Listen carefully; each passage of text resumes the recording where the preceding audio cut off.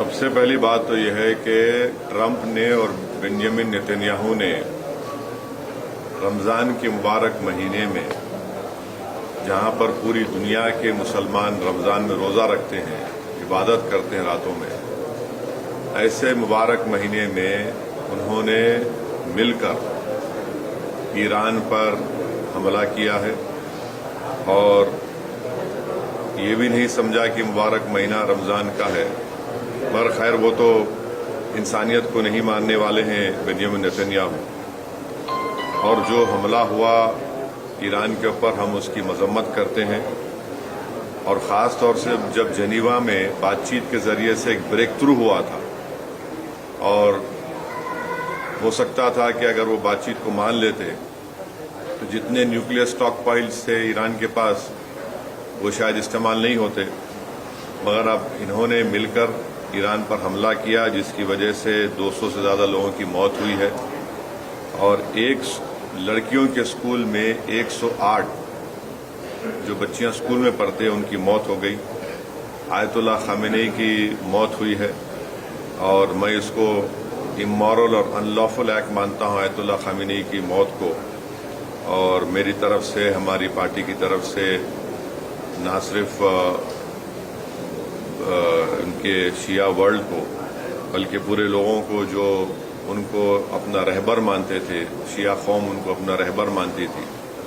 और हम ये मुतालबा करते हैं कि ये जंग ख़त्म होनी चाहिए और भारत सरकार को इसमें अपना रोल निभाने की ज़रूरत है। और हम उम्मीद करते हैं कि मौजूदा बीजेपी की सरकार आयतुल्ला खामेनी की मौत को कंडेम करेगी, इस जंग को रुकाने की पूरी कोशिश करेगी, क्योंकि याद रखिए कि 10 मिलियन के करीब भारत के नागरिक गल्फ कंट्रीज में काम करते हैं और अभी इत्तला आई कि ओमान के पोर्ट पर शायद हमारे एक इंडियन वर्कर की जख्मी भी हुए हैं। तो ये बहुत, अगर ये जंग नहीं रुकेगी तो फिर ये बहुत आगे बढ़ेगी, ये टर्मोइल होगा पूरे इलाके में।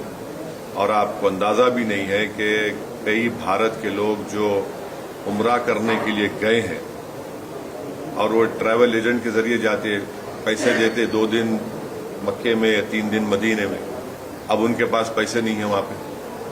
फ्लाइट ही नहीं उड़ रही है वहाँ पे। तो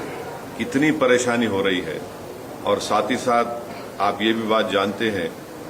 कि हमारे जो पड़ोसी मुल्क है और जो इजराइल है, ये दोनों मुल्क अपने पड़ोसियों को चैन से जीने नहीं दे रहे। अफगानिस्तान में हमला और फिर इजराइल जो है बार बार जून में ईरान पे हमला किया, और इजराइल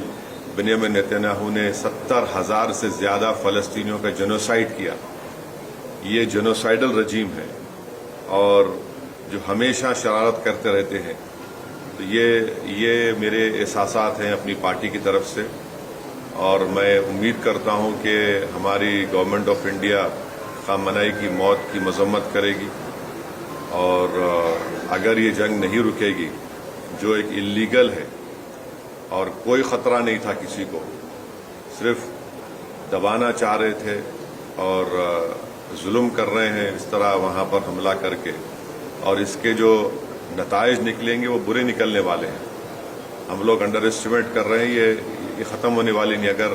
ट्रंप और नेतन्याहू समझ रहे हैं कि रजीम चेंज होगा ईरान में, मैं नहीं समझता कि रजीम चेंज होने जाने वाला है।